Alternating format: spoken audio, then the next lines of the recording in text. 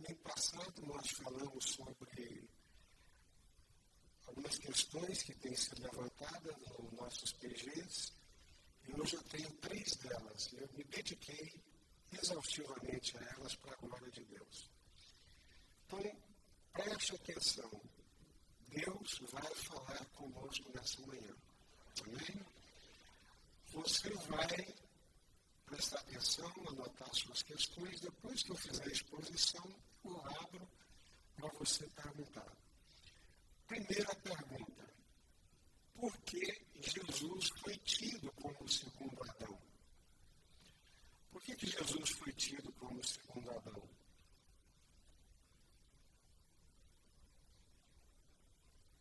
Eu vou chamar 2 filhos de Adão aqui para representar o primeiro e o segundo.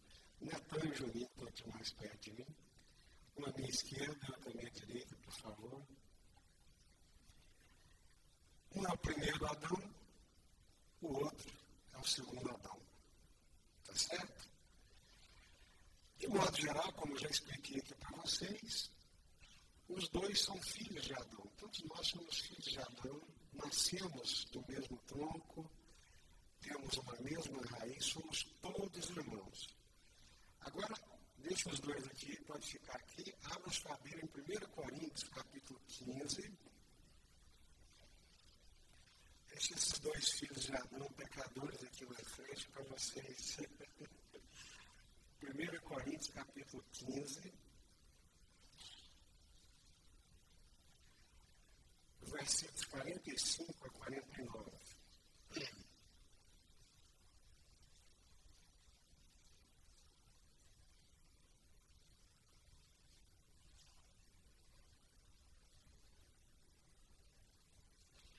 Primeira Coríntios, capítulo 15,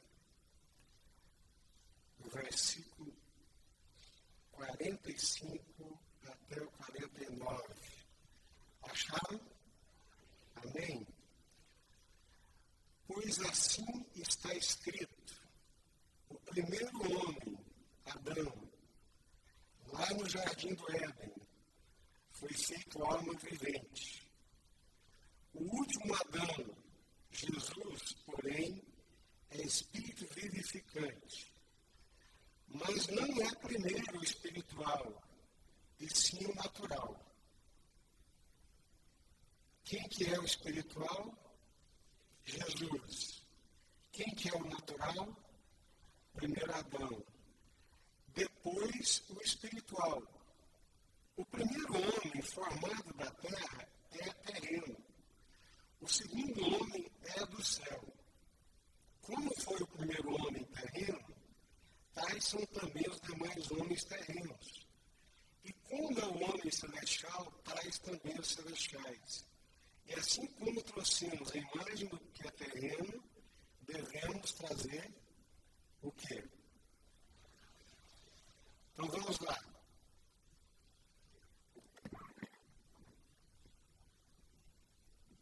Pegar o Juninho para Cristo aqui. Esse é o primeiro Adão. Nasceu lá no jardim do Éden. A palavra Adão quer dizer Adamá, homem natural terreno. Esse é o primeiro Adão. Então, todo homem, todo ser humano, humanidade, é filho desse Adão, que esse Adão é terreno. Então, quando Deus quer criar a humanidade, quando Deus quer criar a humanidade natural, terrena, Ele a cria através do primeiro Adão. Então, no primeiro Adão, todos somos naturais, todos somos terrenos. Amém? Então, o ponto, a chave hermenêutica, o pulo do gato aqui é, para criar uma humanidade, Deus a cria através de Adão. Adamá, humanidade. Então, o primeiro Adão, Deus criou a humanidade natural, todo ser humano. O segundo Adão, que é o homem espiritual, Jesus, que é dos céus, que é celestial, em Jesus, no segundo Adão, Deus também está criando uma humanidade, só que é uma humanidade espiritual. Entenderam? primeiro Adão, geração terrena natural. Segundo Adão, geração espiritual, homem espiritual. Assim é aqui, se alguém está em Cristo, o segundo Adão, o homem espiritual, as coisas velhas do velho Adão, do primeiro Adão, ficaram para trás. E eis que tudo se fez novo. Amém? Da geração natural do primeiro Adão, Deus está fazendo uma nova geração de filhos dele, espiritual, para a sua glória e para o seu louvor. Tendo em Jesus o filho mais velho, o primogênito. Amém? Ok? Pode sentar. Obrigado. Perguntas? Tem alguma pergunta? Zete.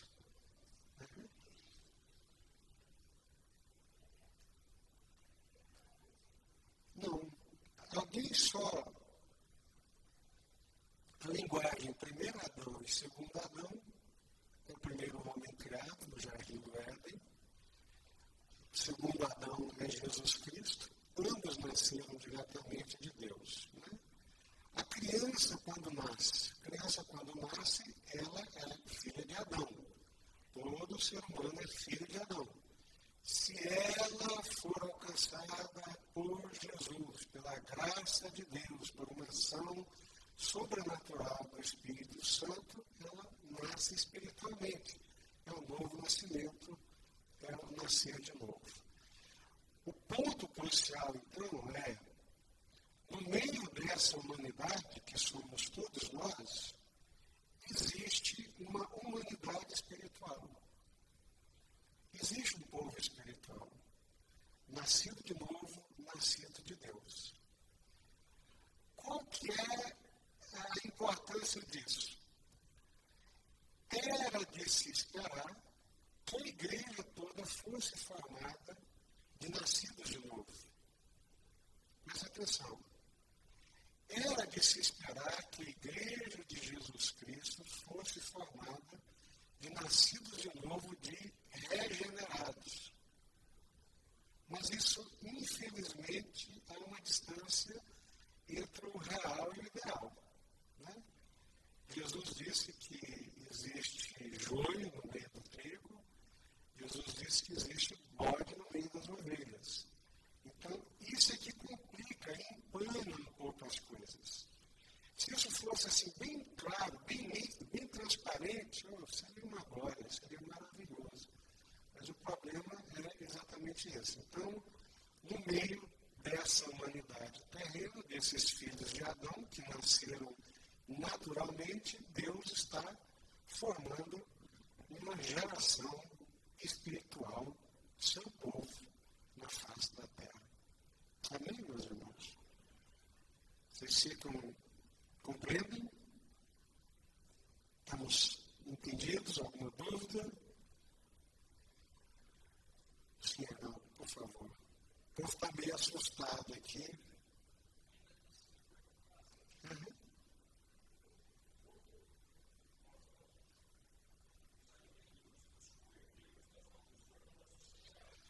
Cadê o microfone, gente? Eu pedi para deixar preparado. Preparou não, né? Mas vamos lá, vamos ouvir aqui o Arnaldo. Eu vou traduzindo. Por favor, irmão. Porque enquanto nós não nos convertemos, né, e aceitamos a Jesus, nos arrependemos, não nos tornamos o segundo Adão. Correto? Essa pergunta da criança. E a criança inocente? A pequena, a que está na fase da inocência ainda. Como é que fica essa criança? No caso da criança, nós é que trabalhamos com o tempo. Nós é que trabalhamos nessa perspectiva temporal. Deus não trabalha. Então, seria assim. Pela presciência, Deus sabe se essa criança vai chegar a Jesus ou não. Pela soberania, Deus também sabe se essa criança vai chegar a Jesus ou não. O que nós temos é um caso de exceção. E que é Jesus quem coloca essa exceção, das tais ao reino dos céus. Né? Então, não seria difícil supor que na inocência, para nós, pedagogicamente, humanamente falando, na inocência delas, né, elas pertencem ao reino de Deus. Mas na presciência, na soberania de Deus, só Deus sabe se em algum momento ela vai ser realmente alcançada para fazer parte dessa nova geração. Cada vez mais cedo. Exatamente. Né? Mas o ponto que eu quero, então, deixar claro para vocês é o que é a geração do primeiro Adão e o que é essa segunda geração, que é o mais importante. Então, Deus, em Cristo Jesus, está separando um povo. Assim como Deus separou naqueles dias Israel e fez de Israel o seu povo, no meio de muitas nações da terra, tá certo? Então, no meio de muitas nações da terra, Deus separou o seu povo, o povo de Israel.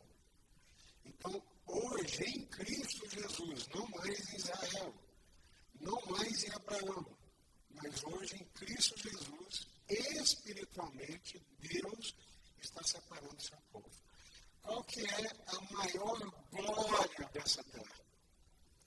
Qual que é a maior alegria que pode ter dentro do coração do ser humano? Fazer parte dessa família de Deus, fazer parte desse povo de Deus. Amém? Deixa eu passar para a segunda aqui, que eu tenho mais outra que eu quero gastar mais tempo nela. Pode anotar, se você tiver alguma dúvida, nós conversamos ao final. Quando os discípulos passaram a ser chamados de apóstolos? Vi lá do pequeno grupo também. Porque a gente começa lendo a Bíblia, fala discípulo, discípulo, discípulo, e depois eles passam a ser chamados de apóstolos. Ok?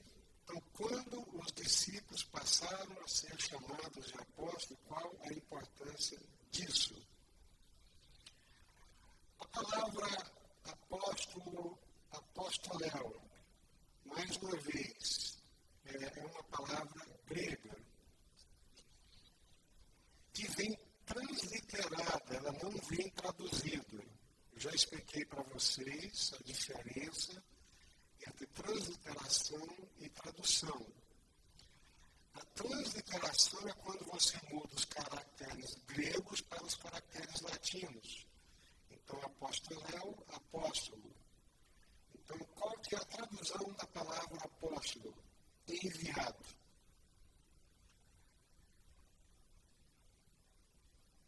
Enviado, no sentido, toda palavra tem um sentido denotativo e um sentido conotativo. Vocês sabem disso, né? Ou se não sabem conceitualmente, sabem do dia a dia. Qual que é o sentido denotativo da palavra enviado? Isso, se eu falar para o Neto, vai ali e pega aquela vassoura para mim. Estou enviando. No sentido denotativo, é simplesmente o ato de enviar. Mensageiro é angelos. Então, apostoléu, ou seja, enviar para fazer alguma coisa. Isso é o corriqueiro, é o comum. Agora, a palavra apóstolo, ela ganha um sentido conotativo. Qual que é o sentido conotativo? Passa a ser o sentido de enviado com autoridade. Autorizado, delegado, responsabilizado, ungido.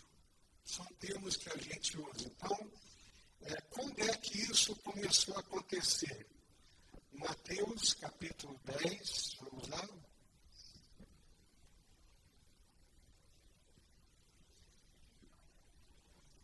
Seria o sentido de enviado como procuração. É isso mesmo. Autorizado é um termo, vamos dizer assim, bem jurídico, né?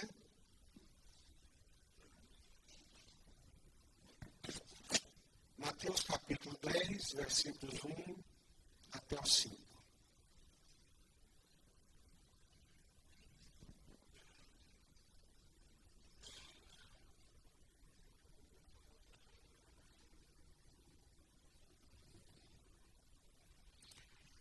Mateus capítulo 10, os evangelhos sinóticos, 1 ao 5.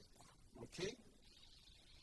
Olha, tendo chamado os seus 12 discípulos, deu-lhe Jesus o quê? Pronto, então começa aí. A autoridade. Então, esses discípulos são autorizados e são enviados com a autoridade de Jesus. Então, apóstolo é uma pessoa enviada, autorizada, debaixo da autoridade do Senhor Jesus. Quem recebe uma procuração, aquela procuração tem validade para ele fazer o que ele quer, ou ela tem validade para fazer aquilo que está descrito nela. Então, a autoridade decorre de quê?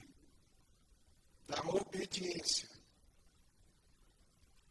Não existe autoridade sem obediência, gente. Sujeitai-vos a Deus, resisti ao diabo, e ele fugirá de vós. Vamos lá. Não existe autoridade sem obediência. A autoridade decorre de obedecer àquele que delegou. A autoridade é decorrência da obediência. Sujeitai-vos a Deus. O que é isso? Obedecer a Deus, submetei-vos a Deus, entregai-vos a Deus, andai no caminho de Deus, andai na obediência de Deus. Aí a autoridade de Deus repousa sobre você e você pode resistir ao diabo que não vai fugir de você. Agora inverta a ordem do processo para você ver.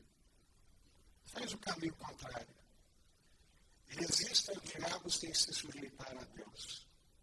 Eu vou te dar um chute no traseiro que você não sabe onde é que você vai parar. Porque a autoridade vem de Deus. A autoridade é de Deus. Eu me lembro de um livro do Caio Fábio, nos bons tempos áureos dele, né, que ele escreveu um livro chamado Batalha Espiritual. E contando a história de uma cidade do interior. Uma dessas confusões, chama o pastor, a mulher está endemoniada, e o pastor repreende aquele demônio, e o demônio pula no cangote do pastor, ele que fica endemoniado lá, e o demônio lhe diz: você quer me repreender adulterando com a sua empregada? Ou seja, essa questão do apostolado, estou enfatizando a questão da autoridade. Então, apóstolo é aquele que é enviado com autoridade, a autoridade de Jesus, para fazer o que Jesus quer. Ninguém tem autoridade para fazer o que quer, gente. Autoridade não é uma fonte ilimitada. A autoridade tem uma fonte. Toda autoridade emana de Deus. Toda autoridade emana de Deus. Toda autoridade emana de Deus. Então, essa autoridade que emana de Deus, então toda autoridade que eu exerço é uma autoridade delegada. Não é minha. Aí vem Pôncio Pilatos e vira para Jesus: ô Jesus, por que você não fala nada? Responde isso, você não sabe que eu posso te libertar? E o que Jesus diz? Nenhuma autoridade tu teria se dos céus não lhe fosse dado. Então, tendo chamado os seus 12 discípulos, deu-lhe Jesus autoridade sobre espíritos imundos para os expelir, para curar toda sorte de doenças e enfermidades. O nome dos 12 apóstolos é Simão, começa com Simão e encerra com Judas Iscariotes. Por que começa com Simão e encerra com Judas Iscariotes? Essas coisas na Bíblia são importantes. As coisas que estão aí na Bíblia não estão por casualidade. Abra os olhos. Começa com Simão Pedro, porque Simão Pedro, ele tem a liderança desse colegiado. E encerra com Judas Iscariotes, no rabo da fila, porque ele é o traidor. Tá certo? A estes 12 enviou Jesus, dando-lhes as seguintes instruções: não tomeis rumos aos gentios, nem entreis em cidades de samaritanos. Eles foram enviados para pregar o Evangelho. A autoridade de Jesus repousa sobre aquele que faz o que Jesus quer. A autoridade de Jesus repousa sobre aquele que obedece. Isso acontece com os apóstolos, não é? Mas, então, de discípulos a apóstolos, a formação do colegiado apostólico. Formou-se um colegiado. Atos capítulo 1, versículo 2.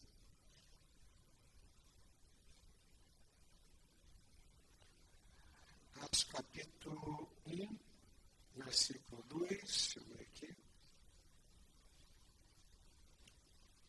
Isso. Atos dos Apóstolos.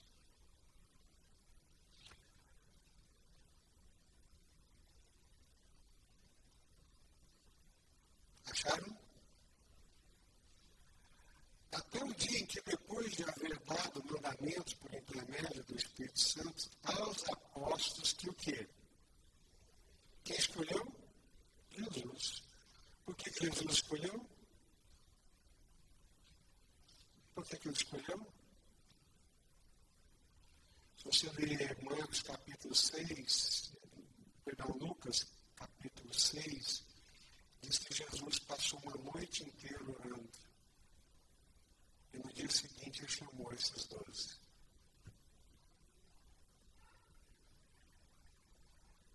Os apóstolos que escolheram.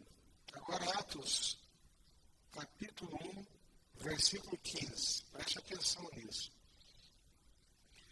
Naqueles dias levantou-se Pedro no meio dos irmãos e disse: irmãos, convinha que se cumprisse a Escritura que o Espírito Santo proferiu anteriormente por boca de Davi acerca de Judas, que foi o guia daqueles que prenderam Jesus. Ele era contado entre nós e teve parte nesse ministério. Ora, este homem adquiriu um campo com o preço da iniquidade, e precipitando-se, rompeu-se pelo meio, todas as suas entranhas se derramaram. Isso chegou ao conhecimento de todos os habitantes de Jerusalém, de maneira que em sua própria língua esse campo era chamado Aceldama, isso é campo de sangue. Porque está escrito no livro dos Salmos: fique deserta a sua morada, e não haja quem nela habite, e tome outro o seu encargo. 21. É necessário, pois, que dos homens que nos acompanharam todo o tempo que o Senhor Jesus andou entre nós, começando no batismo de João, até o dia em que dentre nós foi levado às alturas, um destes se torne testemunha conosco da sua ressurreição. Então, Judas morreu, ficou vazia a sua morada, como está escrito nos Salmos. Tome outro o seu lugar. Tome outro o seu lugar. Quem é que vai tomar o seu lugar? Quem é que vai fazer parte desse colegiado apostólico? Quem? Quais são as características que Pedro dá para que alguém faça parte desse colegiado?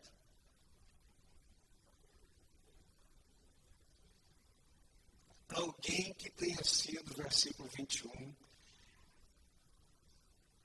dos homens que nos acompanharam todo o tempo que o Senhor Jesus andou entre nós. Desde o batismo de João até a sua morte e ressurreição. Então, só podiam fazer parte desse colegiado apostólico quem tivesse sido testemunha ocular. Mas onde é que entra Paulo nisso? Paulo diz que ele entra como um abortivo, nascido fora do tempo. Mas a graça de Deus, a graça soberana de Deus, Deus que não precisa dar satisfação para ninguém, Deus quer que seja o Paulo fazendo parte desse colegiado apostólico. E para fechar essa questão, vamos lá em Apocalipse capítulo 21, 14.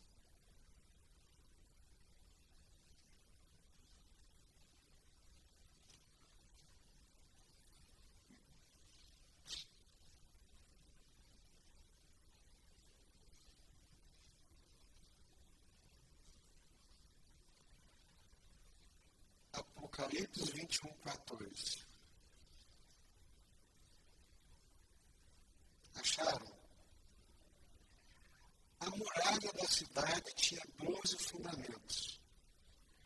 E estavam sobre estes os 12 nomes dos 12 apóstolos do Cordeiro. São quantos apóstolos, irmãos? Por quê?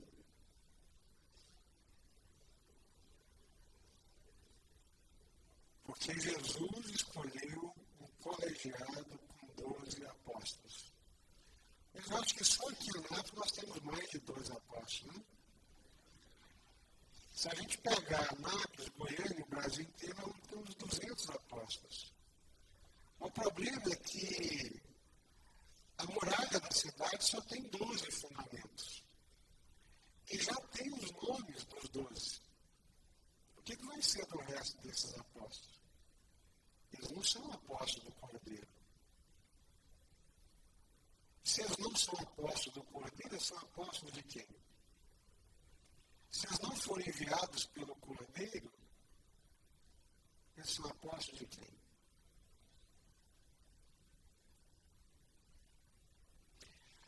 Christian, depois o Marcos, tá? Mas pela ordem aqui, fala, Christian.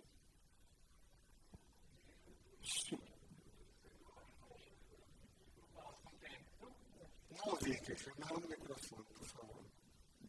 No caso, os 12, está incluindo Judas Iscariotes ou ele foi substituído por Paulo? Ele foi substituído pelo Paulo. Fique deserta a sua morada, tome outro o seu lugar. É o texto que nós temos uma referência ao Salmo. Matias, a igreja o elegeu, mas a graça de Deus parece que não. A graça de Deus, a escolha de Deus foi o apóstolo Paulo. Mas a questão é quem tem a autoridade desses apóstolos modernos? Quem tem a autoridade que eles estão falando? Isso. Quem deu autoridade a esses apóstolos modernos? Vamos lá. Eu imagino que um dos aspectos sejam esses. Está escrito assim em Efésios capítulo 4, a partir do versículo 11. E ele concedeu uns para apóstolos, profetas, evangelistas, pastores e mestres. Né? Alguns pressupondo, imagino eu, que isso é uma ordem hierárquica, que isso é uma ordem, é uma pirâmide, né? Então, alguns pressupondo que isso é uma pirâmide, que o apóstolo vem em primeiro lugar, depois vem o profeta, depois vem o evangelista, depois o pastor e mestres. Pressupondo isso uma ordem hierárquica, como se fosse general, coronel, major, capitão, tenente, soldado raso, então o principal topo é do apóstolo, então eu tenho que chegar lá. essa perspectiva.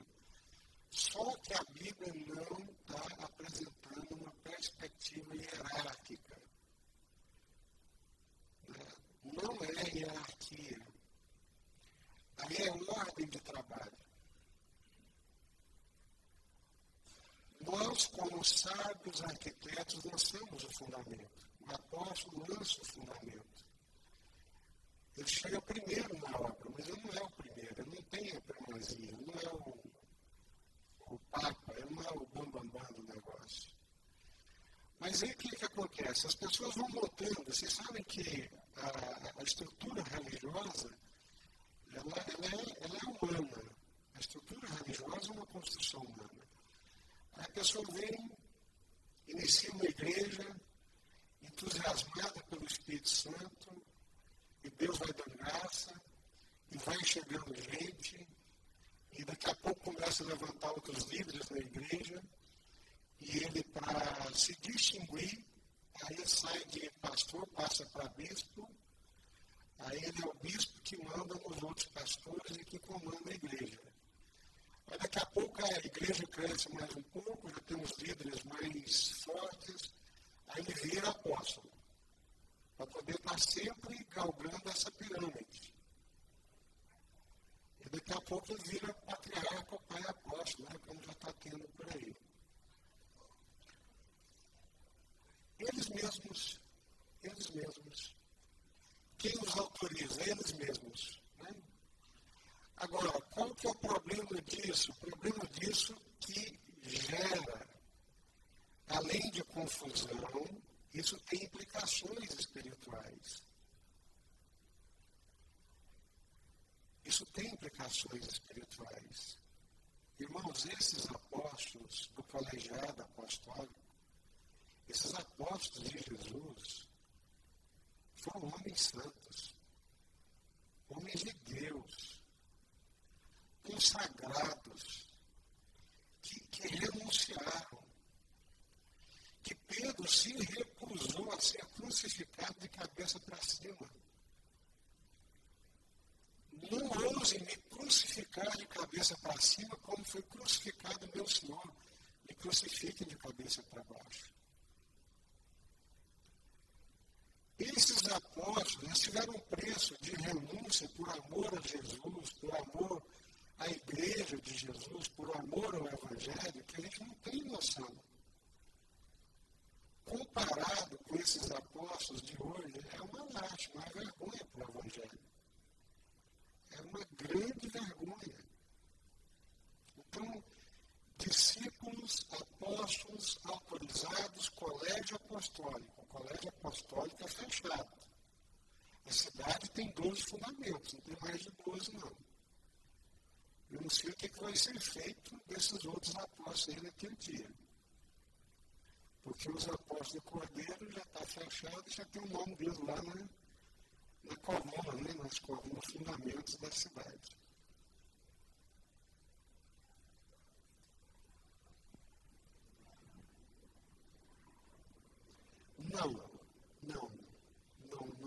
Não sei, não vamos entrar por aí também, porque a gente não vai chegar, né, na questão dos 12, porque 12. Aí é Jesus realmente, né? Mais alguma questão? Ok, gente? A impressão minha, vocês estão me olhando assim meio assustados, né? Alguma crise, vocês têm alguma dificuldade de entender isso? De fazer essa leitura com a realidade que nós vivemos hoje? A igreja, então, ela vai assumindo um formato corporativo. Ela vai assumindo um formato mundano e saindo da palavra, saindo das escrituras. E quando ela vai saindo da escritura, ela vai se perdendo. Né?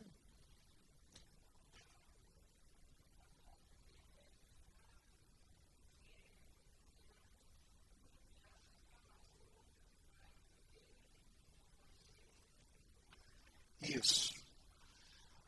O Karina está perguntando, por exemplo, hoje você não tem apóstolo, mas você tem um ministério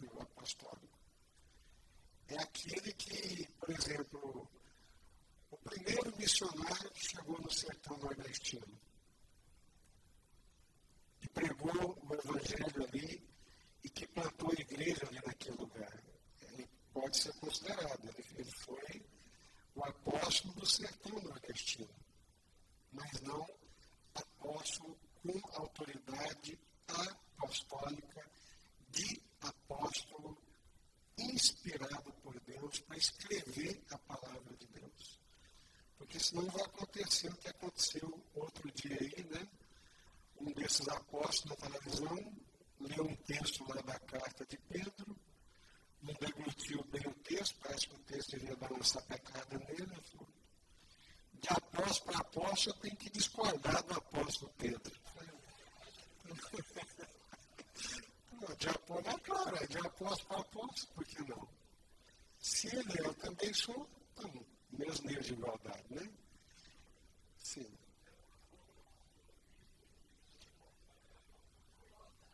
Não vamos parar por aqui, que eu acho que é suficiente, né?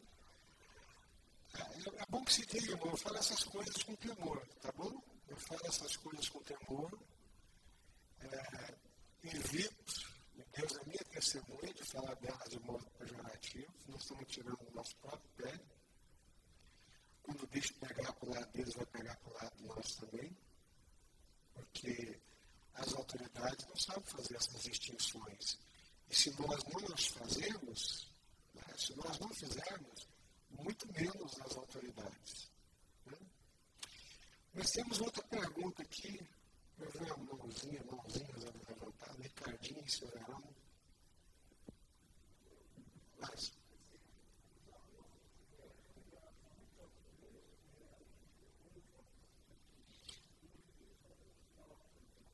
os apóstolos foram enviados e de fazer discípulos de todas as nações, a todo mundo.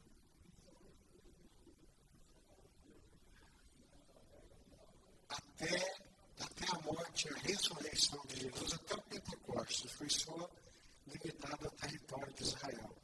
Mas o Pentecostes, que é a mistura das nações, a partir do Pentecostes, a coisa se abre para o mundo inteiro. Tá?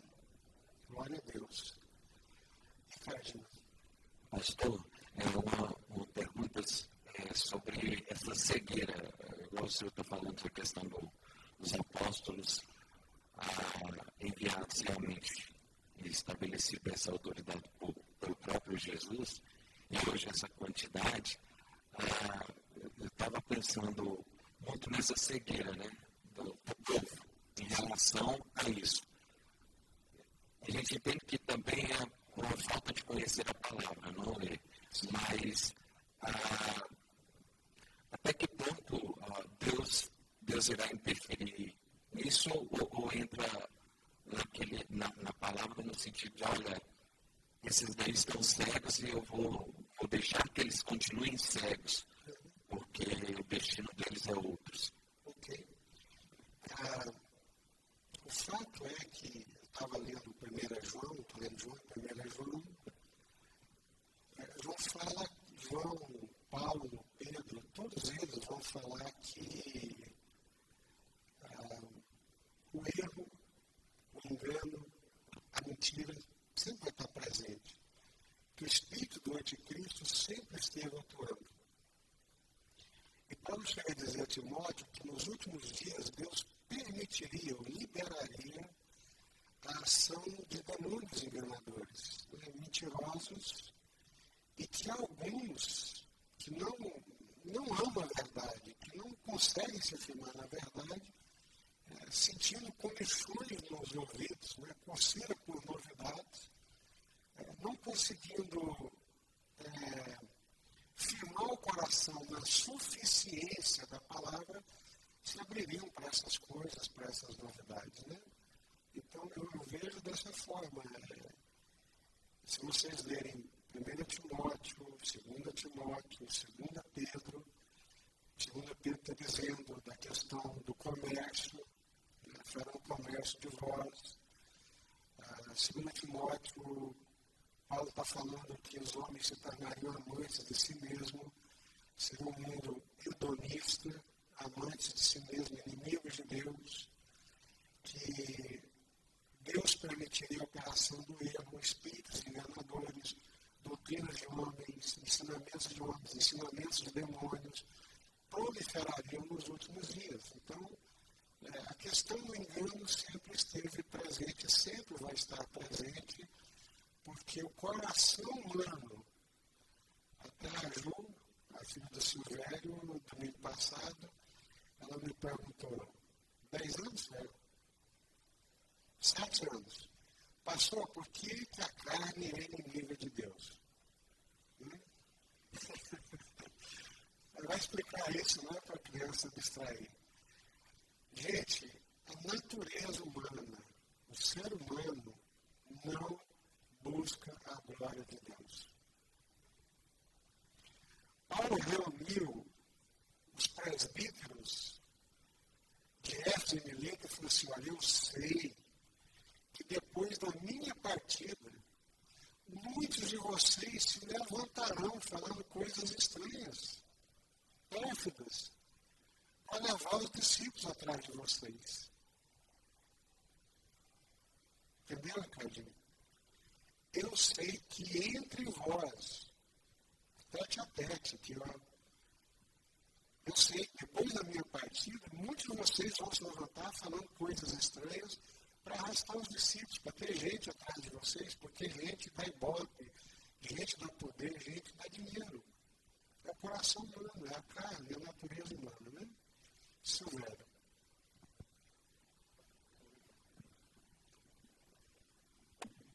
Pastor, sim.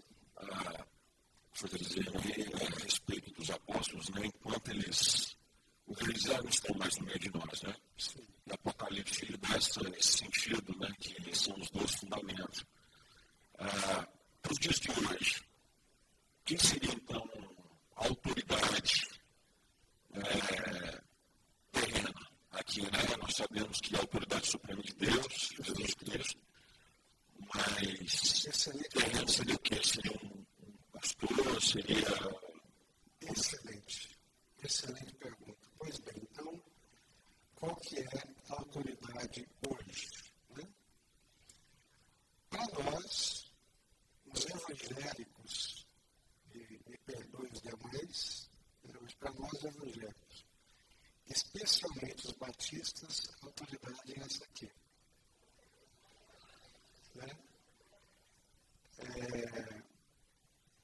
Acima de credos, acima de confissões, acima de uma instituição, a autoridade é a palavra de Deus. E por isso, muita gente morreu. Muita gente sangrou. Perdeu a vida para afirmar isso. Está na palavra? Está de acordo com o conselho de Deus? Essa é a autoridade. Você vai se lembrar dos princípios da reforma, salvação somente pela fé, somente pela graça e autoridade somente nas Escrituras. Né? O pastor é uma autoridade na igreja? É uma autoridade. A liderança é uma autoridade na igreja? É. Se estiver de acordo com a palavra de Deus. Respaldado por uma vida reta, por uma vida íntegra e que ensina corretamente a palavra de Deus. Então, hoje a autoridade é a palavra de Deus. Sim, irmão.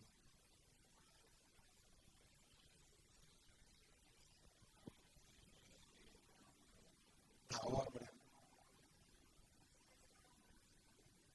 está de acordo com a palavra.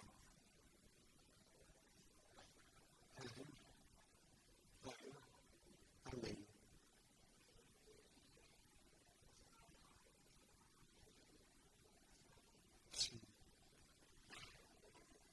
Sim. Boa pergunta também. Eu estou numa igreja, o irmão está perguntando. Imagine que eu esteja numa igreja e aquele líder ele está ensinando coisas que não estão de acordo com a palavra de Deus. Isso acontece? Acontece, irmãos. Isso acontece. Estava conversando com o pastor Josué agora, ali no início, ele me falando de um vídeo que foi postado de um pastor muito muito reconhecido no Brasil, e eu fiquei escandalizado com o vídeo. Aí, a conclusão, quando uma pessoa começa a andar só, quando um pastor começa a andar só, fazer solo, ele não presta contas, não dá satisfação para ninguém. Ele é a autoridade suprema e absoluta. Vai cair no laço do diabo. E vai acreditar que ele é o cara. O diabo vai trabalhar para isso. Então, é muito importante, irmã, a igreja está vinculada. Por exemplo, nós aqui estamos vinculados à Convenção Batista. Se a gente fizer besteira, a Convenção Batista vem cá e puxa a orelha da gente. Se eu fizer besteira, eu faço parte de uma ordem de pastores. Sabe o que eu acho bom nessa questão de ordem de pastores, desse sistema batista? É que, umas 3 semanas, nós fomos visitar o ex-presidente da Convenção Batista Nacional. Nós chegamos na casa dele, a mulher dele tinha viajado e estava fazendo almoço para nós. Então, ontem eu fui presidente da Ordem de Pastores. Hoje é o pastor Josué. Amanhã é outro. Nós nos tratamos como iguais e nos respeitamos não por uma posição hierárquica. Nós nos respeitamos pela palavra de Deus e pela integridade da pessoa e da investidura que está ocupando naquele momento. É um livro muito bom. Se você tiver estômago para ler, leia, de uma jornalista cristã. O livro se chama Feridos em Nome de Deus. Trata do abuso espiritual. Líderes doentes, megalomaníacos, que não têm compromisso com Deus nem com a palavra de Deus e que só querem manipular e abusar espiritualmente das pessoas. Né? Pastor, Sim, pois é. só quero dar um testemunho do grupo familiar. Eu louvo a Deus. Quando o pastor levantou a Bíblia, o Solimar está ali atrás, o Solimar me questionava, Rodrigo, vai chegar um momento que vai azedar aqui o negócio nosso, porque nosso grupo familiar tem muitos católicos, 2 agnósticos, e já ouvi o comentário do grupo que quando o negócio pegasse para o lado de Santa e Maria, todo mundo ia esparramar, ia sair, que meio isso. Eu falei, isso não vai acontecer, porque nós temos o Espírito Santo de Deus. E aconteceu na quinta-feira, agora, quero dar um testemunho. Igual o pastor levantou a Bíblia, lá no grupo familiar nosso nós sempre falamos isso, é a Bíblia. E surgiu a questão de santo, consulta aos mortos, e Maria. E Deus usou uma mulher lá com autoridade, falou sobre isso, e quando a palavra foi passada para mim, eu falei, vamos usar a Bíblia. Então eu louvo a Deus por essa igreja. O que está acontecendo aqui é do Senhor, é a Bíblia. E o testamento que eu tenho lá de quinta-feira, que o Espírito Santo atuou de uma forma imensa. Eles querem continuar quinta-feira que vem discutindo, querem que eu coloque isso aí. Eu falei, eu vou colocar os versículos da Bíblia. E chamar os irmãos que não estão participando dos grupos familiares. Nós temos muito mais oportunidade de discutir isso lá do que aqui, com o pastor falando para as 400 pessoas. Então, o testemunho aconteceu quinta-feira agora. Eu falei para o Solimar, vai chegar o dia. E chegou, e quem entrou foi o Espírito Santo. Não foi o Rodrigo, não foi o pastor Jesus. Só dando esse testemunho, pastor, aqui. A palavra. Amém. Glória a Deus. Chegamos no nosso horário. Hoje à noite eu respondo a terceira, que foi a que eu gastei mais tempo para poder preparar. Mas antes de vocês se dispersarem, por favor, mais um minutinho na atenção de vocês. É muito importante entender isso, meus queridos irmãos. Deus, em Jesus, está construindo uma nova humanidade. O judeu tinha uma alegria imensa de ser chamado povo de Deus. Gente, eu não troco essa alegria por nada. fazer parte dessa nova criação de Deus. Deus fez uma primeira criação, ela se estragou, e agora está fazendo uma segunda em Jesus. Essa não vai se estragar, não. Amém? Então, em Jesus, o segundo Adão, nós somos a nova geração de Deus. A nova criação de Deus. E depois essa questão do colegiado apostólico. Não tem nada aí na Bíblia que seja casual. A Bíblia é a nossa regra de fé, é a nossa bússola e nós precisamos dela. Qual que é a pergunta que nós vamos responder hoje à noite? Querem saber qual que é? Então vamos lá.